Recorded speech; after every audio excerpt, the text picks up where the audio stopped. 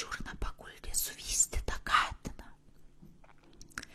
Ryto metą atėję į gimtuves, visi stebėjosi tuo keistu gauruotu kūdikiu, o kai išvystė, pamatė katinas besas.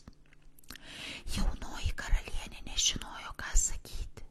Senoji bjaurybė iš pradžių tylėjo, bet netrukus apskelbė, kad marti ragana būdama katiną pagimdė. Antrais metais vėl taip pat padarė.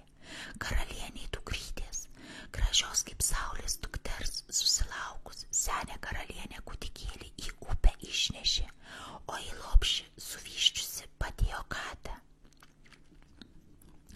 Karalius ant savo pačios užpyko, karalienė nusiminė ir daugiau vaikų nebesusilaukė, o visi žmonės jaunąją karalienę sakė esant bjauria ragana. Bet tą naktį, kada gimė pirmasis sūnus, vienas žmogus tamsoje, mariose žvejodamas, išgirdo verkiantį vaiką. Prisihyręs arčiau, pamatė plūduriuojančią skrynelę. Ją išgriebęs iš vandens, atrado mažą kūdikėlį. Nudžiugęs nuskubėjo namo savo pačiai parodyti ir parėjęs klausė, atspėk, ką skrynelei parnešu, o kai moteriškė negalėjo atspėti, pravėręs dangtį žmogelis parodė miegantį kūdikėlį ir pasakė, tu man kūdikio nepadovanojai, tai dabar aš tau parnešu nors rastinį.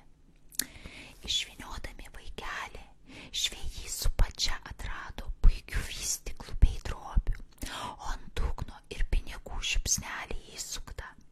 Apžiūrėję kūdikį, pamatė 3 aukso plaukus už ausies, todėl praminė auksaplaukiu ir nusprendė auginti kaip savo sūnų, bet pinigus ir vystyklų skrynioje paslėpė sakydami, pinigų mums nereikia, savo duonelės juk turime ir tam vaikui dar užteks, geriau jam visą atidėkime, kažin ar to jam kartais neprireiks.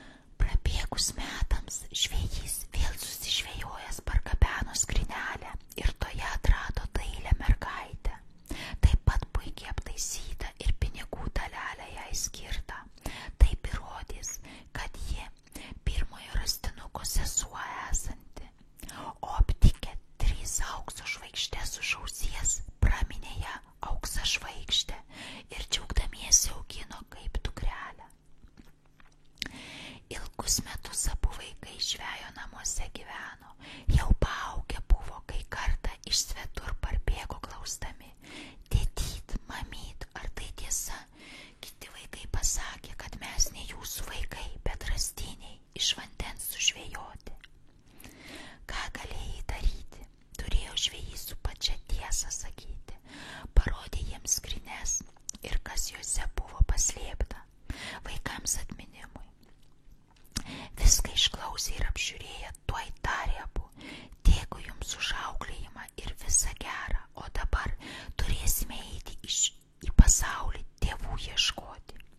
Ilgai klydinėdami ir klausinėdami, pagaliau pavargo bevaikščiodami. Galiausiai viename mieste pirkosi namelį ir puikų sodą įsiveisė.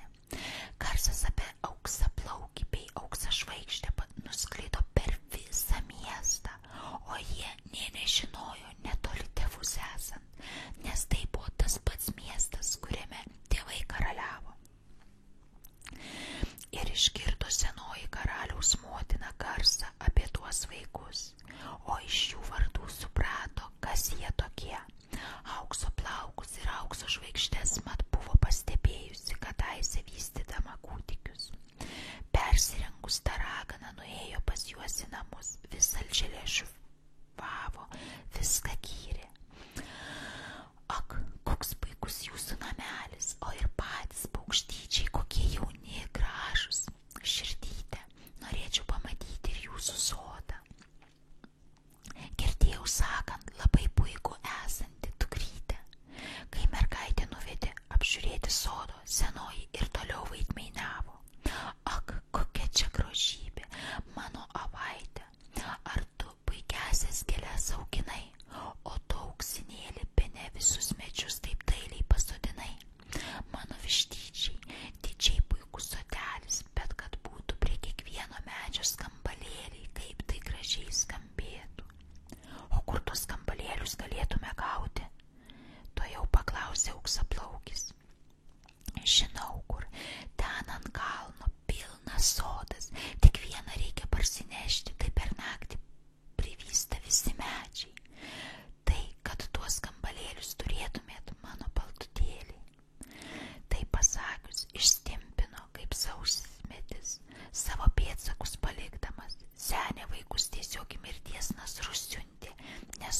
ant kalno buvo raganų užburtas, o kas jame ilgiau kaip vieną vienintelę valandėlę pasilikdavo, daugiau jau nebeišeidavo, bet kokiu medžiu pavirstavo.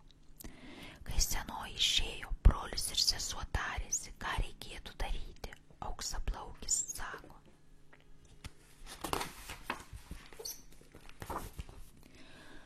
aš einu parnešti tokio skambalėlio.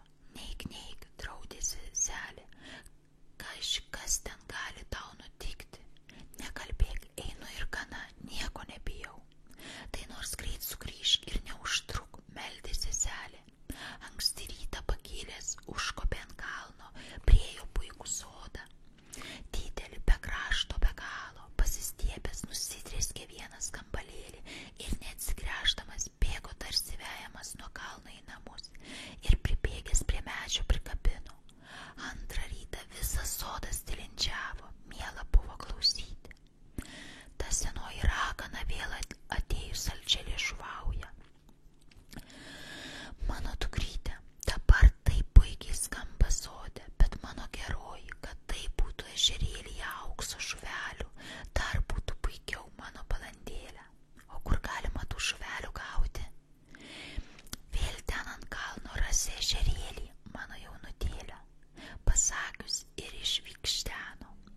Rytą anksti išbėgo auksaplaukis ant kalno žuvelių parsinešti, o suradęs greit parsiskubino ir sodę paleido į tvenkinį. Antrą rytą visas vanduo knibždėjo pilnas aukso žuvelių, tos narstė blizgėdamos, kad net miela akims buvo. Išgirdus senoji po palaidė stebėjos, kaip galės auksaplaukis gyvas išlikti ir iš to sodo išeiti, bet sumanė juos tikrai pražudyti, kad nebuvo tai nors vieną. Trečią kartą atėjus vėl gyrė jų puikų į sodą, sakydama: mano dobelėliai, gražu, labai gražu, bet dar vieno daikto reikia, tiesos paukštelio. O kur toks paukštelis gaunamas? Širdužytė, o tenai ant to kalno, užpakalinėje troboje, ant krosnies patupdytas. Tai pasakius, išėjo savo juokdamasi: tikrai, dabar vienas turi pradingti.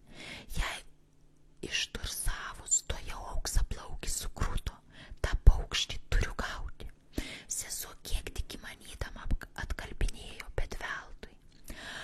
Antrą ryt pabudus brolį vėl draudė: mielasis, neik, man taip baugu širdį, o šiąnakt taip keistai tave sapnavau, broli dėl meldžiamasis pasilik namie. Bet tas nieko neklausydamas rytą savo nelaimiai išbėgo ant kalno, turėdamas laiko po sodą timpinėdamas žvalgė medžius bei gėles, paskui įtyrino į trobą, bet ten jau pirmoje troboje tokių puikių dalykų rado, kad atsigerėti negalėjo. Antroje puikiausių sidabrinių ir auksinių indų, trečioje vienų piešinių, ketvirtoje puikiausių drabužių, penktoje pinigų ir brangakmenių. Visur norėjo apsižiūrėti, todėl sugaišo daug laiko. Pagaliau pamatė paukštį betupint, o pasilipęs jį jau stvers. Tik sklibint auksaplaukis kaip stiklo gabalėlis ant žemės nukrito ir pasiliko ten gulėti. Seselė savo brolyčio laukė dieną, laukė naktį, o antrą rytą atsikėlus ėjo ant kalno, ieškodama ir vis verkdama. Bevaikščiodama sutiko seną moterėlę, kuri jos pasigailėjus ir išklausinėjus pamokė, ką reikia daryti. Viską greit įsidėmėjus perbėgo sodą trobas, akių į šalį nepakreipdama, surankiojo stiklus į prijuostę, pasilipus susigriebė tiesos paukštį ir vėl tekina atgal į namus pasileido. O kai išbėgo iš to sodo, tik brūkštiklai iš prijuostės išbėgo